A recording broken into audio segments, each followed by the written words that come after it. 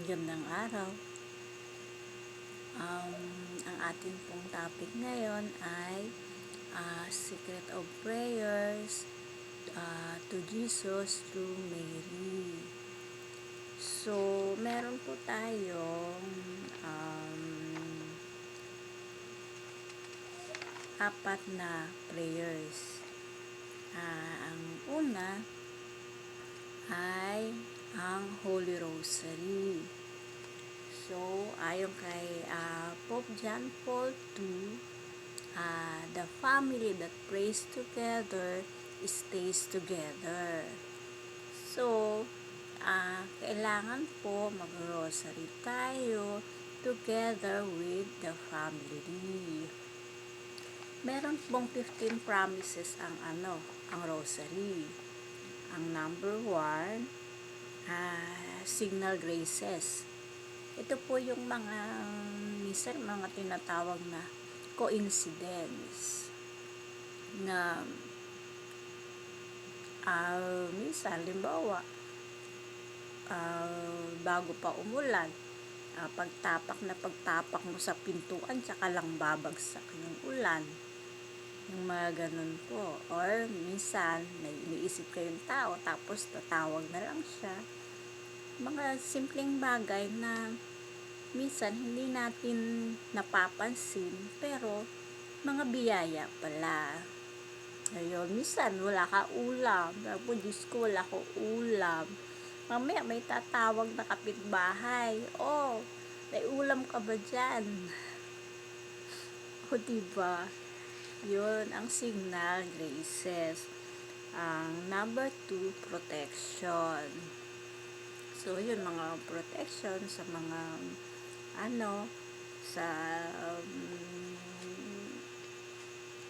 protection sa mga, di ba, mga aksidente or di ba? Ayun. Tapos, number 3, powerful armor against hell, destroying vice,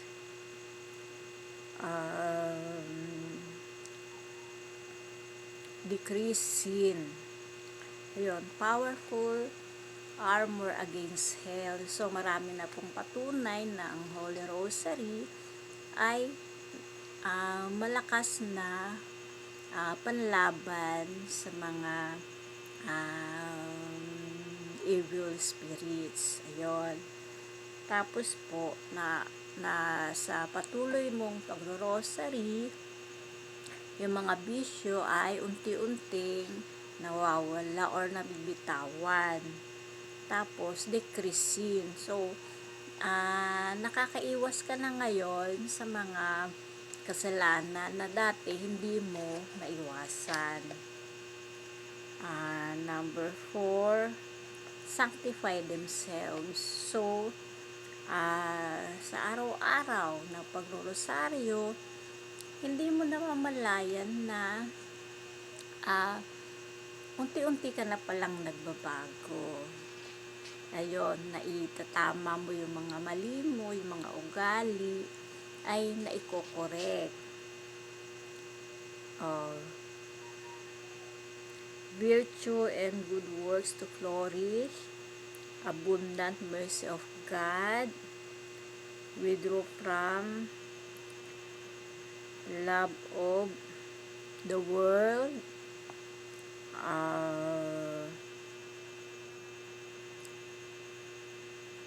live from the eternal things. Yun na nga yun. So, lahat ng mga bisyo, yun nga, naiko-correct mo yung sarili mo, mga bisyo, unti-unti mong nabibitawan, naiko-correct mo, ilalagay mo sa tama ang sarili mo. Ayun, number 5, shall not perish. Kasi, may pangako ang Holy Rosary na kung sinong nag-Holy Rosary, and may pangako si Mama Mary na kung sinong nag-Holy Rosary ay hindi maiimpyerno. Number 6, shall never be conquered by misfortune. God will not chastise them,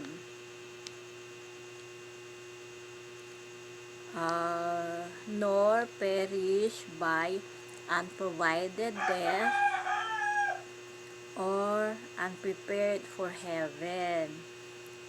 Ayon.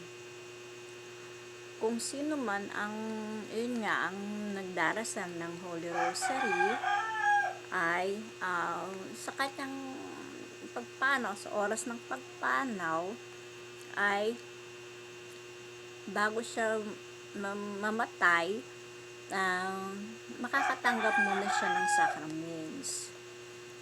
Hindi siya, magiging prepared siya na papunta sa heaven or papunta sa kabilang buhay. Ayun. Tapos, ayun, magko-convert. Yung mga sinners, magko-convert, magsisisi sa mga kasalanan. Tapos, yung mga nasa maayos na naman, ang nabuhay ay magpe-persevere pa, magsusumikap pa na lalo pang mag-alab ang pagmamahal sa Diyos. Ayun. So, number 7, shall not die without sacraments. Yun nga, diba, yung papanaw ng bago pumanaw ay makaka-receive muna siya ng sacraments, ng kumpisal, Eucharist, at saka holy oil. Yun. Tapos, number 8, light of God, plenty of graces at death. Ayun. Yun na nga, yung sa oras ng kamatayan ay maraming biyaya at makakakuha siya ng merits ng mga saints. Or yun nga, yung makakasama niya ang mga saints sa paradise. Tapos, number 9, deliver from purgatory. Ayun nga, halimbawa pumanaw ka, syempre, lilinisin ka muna, pupunta ka muna ng purgatorio. So, ang Immaculate Heart ay may pangako na mamatay ka ng Lunes. Na pagdating na Sabado, ay kukuhanin ka niya ni Mama Mary sa purgatorio. Ayun. Number 10, high degree of glory in heaven. So, yung mataas daw ang glory sa heaven. Number 10, shall obtain all of you ask. Lahat ng mga hihilingin mo ay ibibigay kung iyon ay naaayon sa kalooban ng Diyos at hindi makakasama sa iyo. Ayun, number 12, will propagate and aid in necessities. Yun, sa mga oras ng pangangailangan ay tutulungan ka. Number 13, intercessor, source, the entire celestial court during life and at the hour of death. Yun, yung sa oras, yun, sa buhay mo ay magiging intercessor mo ang mga saints at ganun din sa iyong hour of death, sa oras ng iyong kamatayan. 14, beloved children, brothers and sisters of Jesus. So, ikaw na, di ba, magiging adopted child na tayo ni God. So, tayo ay brothers and sisters na ni Jesus. Number 15, great sign of predestination. So, yung great sign of predestination, yun yung ano na nga, yung of the hour of death, ano ka na sa heaven. Daan ka purgatory, tapos heaven. Depende sa kung paano mong i-spend ang life mo.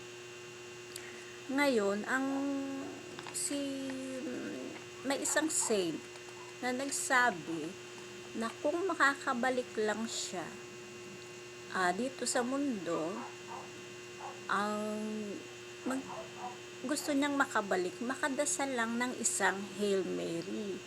Kung malaman lang daw natin kung gaano ang glory ng makapagsabi ng isang Hail Mary. So, paano kung isa pang rosary, di ba? Yun na ang sinasabi na glory ng pangako ng mahal na ina. Ayun. So, sa pag-rosary with the family, ay isang army. Isa ka ng isang army na parang isang yung susugod sa giyera, di ba? Pag isa ka lang, wala kang lakas. Pero, pag marami kayo, mas malakas ang puwersa. Para ding di ba? Yung walis tingting. Di ba? Isa ka lang.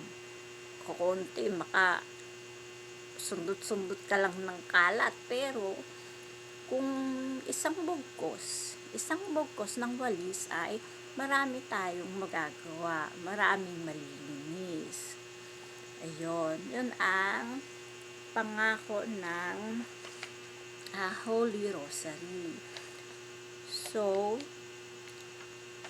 ayun, yun ang pangako ng mahal na ina para sa atin na depende sa ating pananampalataya at sa ating pagmamahal sa Diyos. Dahil ibinigay niya ang kanyang anak noong nung nakabayubay siya sa krus, ay ibinigay niya sa atin ang kanyang ina, at ang kanyang ina ay hindi mapaihindian ng kanyang anak sa mga kung ano man ang hilingin nito. Kahit naman sa atin, pag may hiniling ang magulang natin, hanggat maaari ay ibibigay natin. Ayun. So, dito tayo sa number 2 prayer. 7 Sorrows Rosary. Ang mga pangako naman ito ay galing kay Saint Bridget of Sweden. Number 1, peace to their families. So, yung peace, kapayapaan sa pamilya.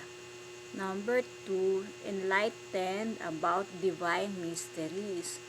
So, mauunawaan mo na ang mga tungkol sa mga iyong pananampalataya tungkol sa Panginoon. Number 3, console in pain, accompany in work. So, sa oras ng nasasaktan ka or sa iyong panalangin ay ikokonsol ka, at sa iyong trabaho ay sasamahan ka at tutulungan. Number 4, give them as much as they ask, as long as it is not opposed to what God wants, diba? So, yun, ibibigay ang ating mga panalangin basta lang naaayon sa kalooban ng Diyos. Number 5, defend and protect them. So, yun nga, didepensahan tayo at iingatan. Yun. Number 6, help them at moment of death. Yun sa oras ng sa oras ng death ay tutulungan tayo. Number 7, taken directly to eternal happiness, since all their sins will be forgiven. So, ito yon yung number 7, dadalhin daw directly sa heaven, since lahat ng kasalanan ay mapapatawad na. So, ito yung pangako na dati hinahanap ko, yung pangako ng di ba, yung lulutang yung lahat ng kasalanan mo para makapagsisi ka. Ito yung pangako na iyon, na dadalhin ka directly sa heaven, since all your sins will be forgiven. Dahil dito pa lang ay marirealize mo na kung ano yung mga kasalanan mo, kung ano yung mga pagkakamali mo, at maitatama mo na yun, at maipukumpisal para pagdating ng takdang panahon ng ating paglisan ay directly to heaven na. Ito namang promise ng 7 sorrows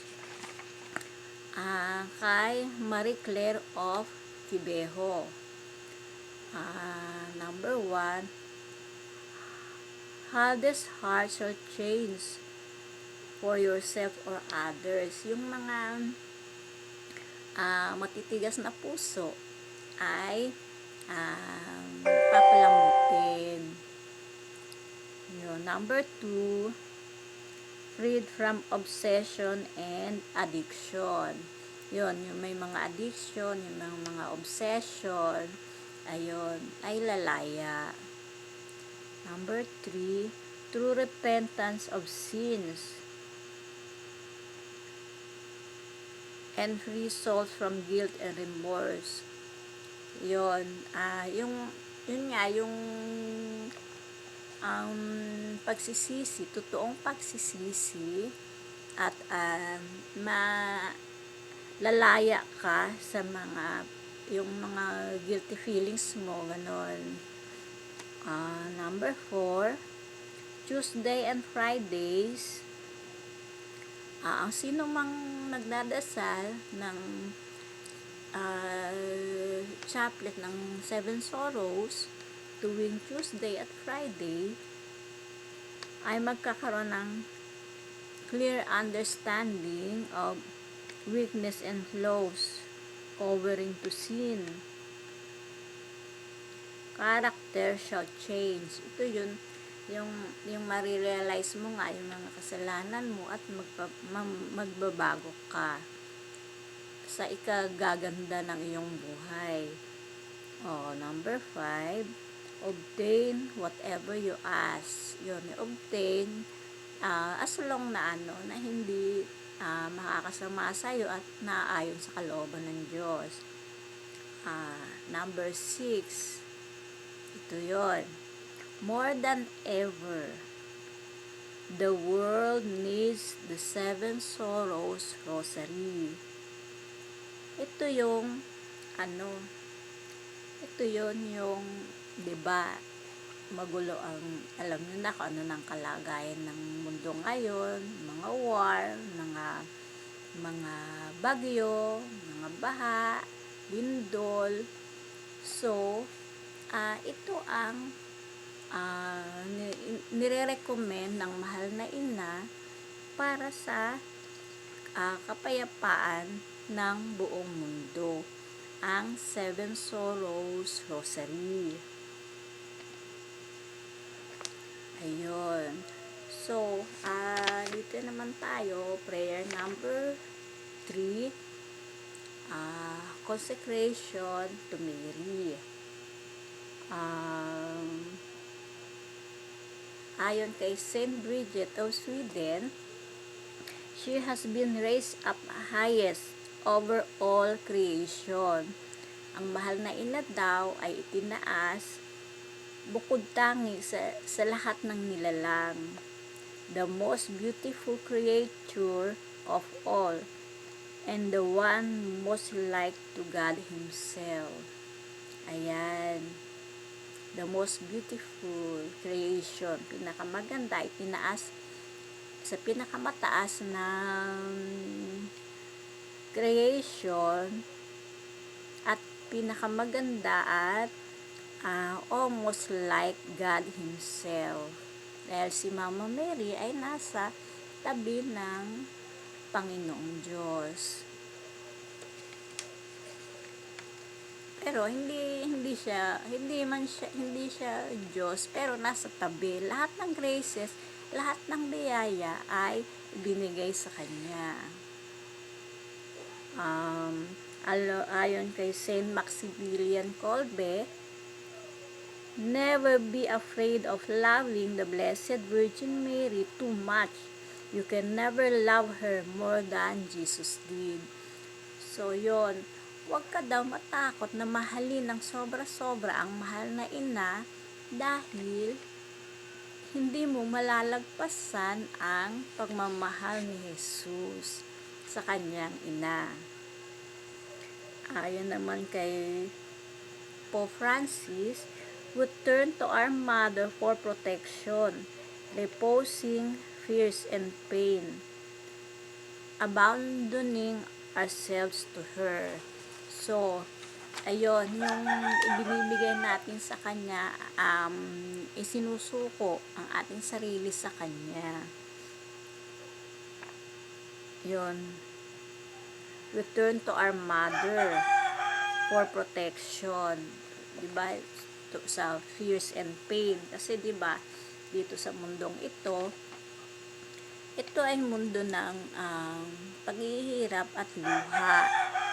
So, nandyan ang mahal na ina bilang ating ina na iniwan na ating Panginoong Jesus upang sa atin ay tumulong at maging proteksyon at magmahal at pagmamahal bilang pagmamahal ng isang ina. Kay St. Louis de Montfort, ang method naman ay total consecration through devotion at holy slavery. Yon. Dahil ang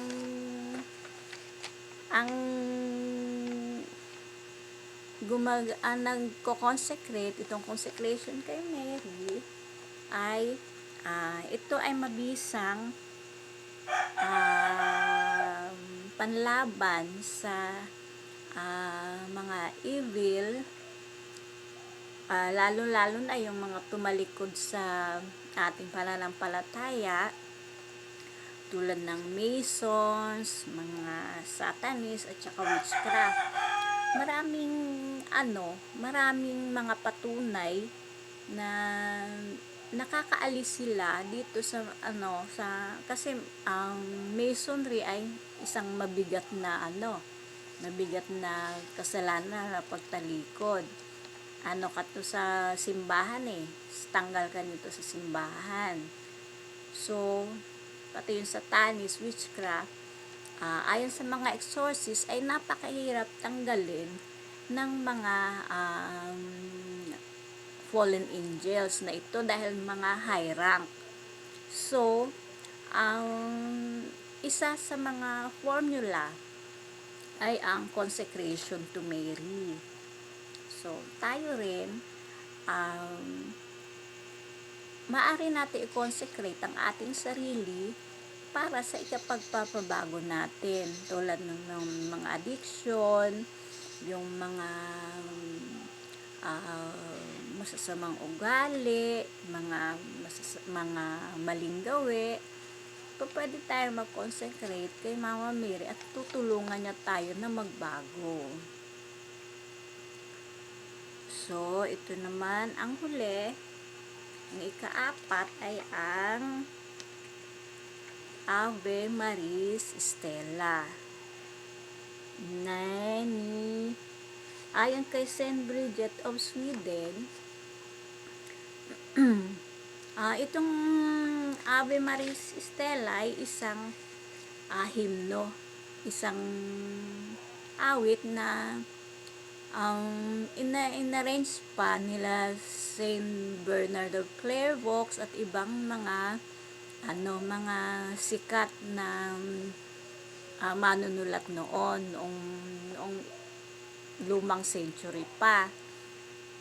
Ngayon, pwedeng itong dasalin pwedeng i-play kasi meron naman sa YouTube, or pwedeng yung lyrics is i-pray. Kuhanin yung lyrics at saka i-pray. So, ayon kay Saint Bridget, may isang riot sa Rome. At si Saint Bridget ay pinagtatangka nilang patayin. Tapos, nanalangin sa Saint Bridget. Kung kung aalis ba siya, siya para sa kanyang kaligtasan. Magko-cover para sa kanyang kaligtasan, o tatakas ba siya, ganon. Tapos, nag-reply si Jesus sa kanya. It doesn't matter if they plot thy death. Kahit na iplano nila ang iyong kamatayan, it doesn't matter. My power will break the malice of thy enemies. If mine crucified, kung ako ay naipako, iyon ay dahil it's because I permitted it. Dahil iyon ay pinayagan ko. Ayun. Tapos, ang sabi ng Blessed Mother kay Saint Bridget, sing as a group Ave Maris Stella, and I'll guard you from every danger. Yun. So,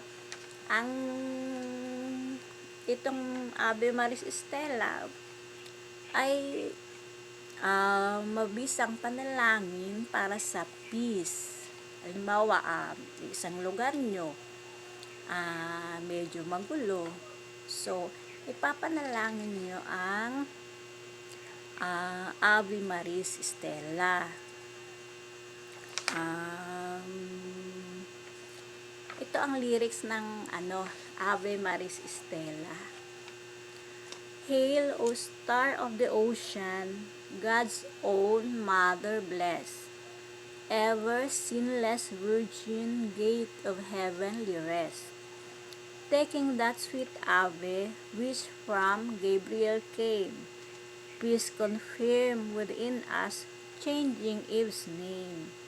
Break the sinner's fetters, make our blindness day. Chase all evils from us, for all blessings pray. Show thyself a mother, may the word divine thine infant hear our prayers through thine. Virgin all excelling, mildest of the mild, free from guilt, preserve us meek and undefiled. Keep our life all spotless, make our way secure, till we find in Jesus joy forevermore. Praise to God the Father, honor to the Son, and the Holy Spirit be the glory one. Amen. So ito pong Ave Maris Stella ay prayer for peace. So, kung mananalangin ka ng isang Ave Maris Stella araw-araw sa iyong lugar, magkakaroon ng peace sa iyong paligid. Paano pa kung mag-alay ka ni isang Ave Maris Stella para sa kapayapaan ng buong mundo? Isang Ave Maris Stella para sa iyong home, at isang Ave Maris Stella para sa world peace. So, summary po tayo. Ang pinapanawagang ipanalangin natin ay ang Holy Rosary with the family. Ang pangalawa po ay ang Chaplet of the Seven Sorrows. O tandaan po natin, ang sabi ng mahal na ina, more than ever, the world needs the Seven Sorrows Rosary. Dahil ito po ang prayers na ito ang magiging dahilan upang ang mga makasalanan ay magsisi at magbalik loob sa Diyos. Tapos, ayun po ang consecration to Mary para po sa para sa atin sa ikapagpapanibago natin para tungo sa kabanalan, at ang Ave Maris Stella para sa peace. So, lahat ito po ay mga importanteng panalangin para sa peace sa atin at para peace para sa buong mundo. Ayun po, kung mag-aalay po tayo, halimbawa ang Seven Sorrows. Dati sabi ko hindi ko kaya kasi mahirap ang haba. Pero, kung mag-uumpisa tayo sa 7 Hail Marys kada araw, 7 Hail Marys kada araw, unti-unti, bibigyan ka ng grace ng mahal na ina at ng Panginoong Jesus na makapag-pray ng isang buong chaplet. Ganon. Kasi, ibibigyan tayo ng grace ayon sa ating pangangailangan. Ngayon, kung hindi mo naman gagamitin, ay syempre kung ano yung kailangan mo, yun ang grace na ibibigay sa iyo. So, tutulungan tayo na makapanalangin. At huwag po natin kalimutan na ipanalangin ang buong mundo. Kasi, di ba po may kwento, di ba si Abraham tungkol dun sa Sodom at Gomorrah. Ang sabi ni Abraham, kasi di ba gugunawin na yung Sodom at Gomorrah. Sabi ni Abraham sa Panginoong Diyos, kung meron po bang 50 ay gagunawin mo pa ang Sodom at Gomorrah. Sabi ng Diyos, hindi. Alang-alang doon sa 50. Tapos hindi napakali si Abraham. Sabi niya, kung ano po, 45. Hindi pa rin gugunawin. Tapos hanggang maging 10. Sabi ni Abraham, paano po kung may 10 na banal? Gugunawin niyo po ba yung Sodom at Gomorrah?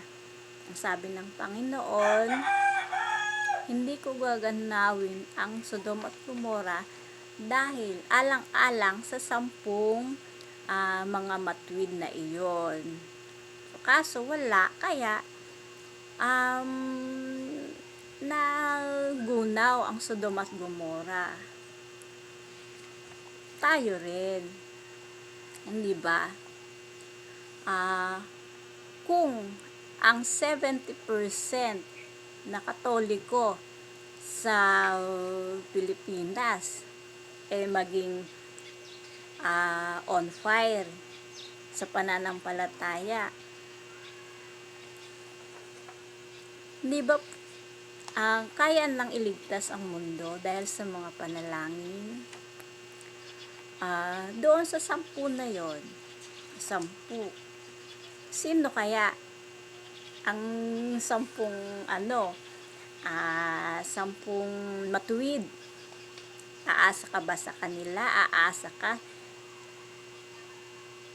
kung lahat na lang magsasabi, o siya na lang, sino? Sino ang gagawa? Hindi ba? So, bagay isa tayo dun sa 10 na yon at maililigtas natin ang buong mundo. Ayan po, review Holy Rosary with the family, 7 Sorrows, o kahit once a week, or 7 Hail Marys a day, consecration to Mary. Pwede po may consecration to Mary ang buong family. Tapos, ang Ave Maris Stella. Inaasahan po kayo. Marami pong salamat. God bless.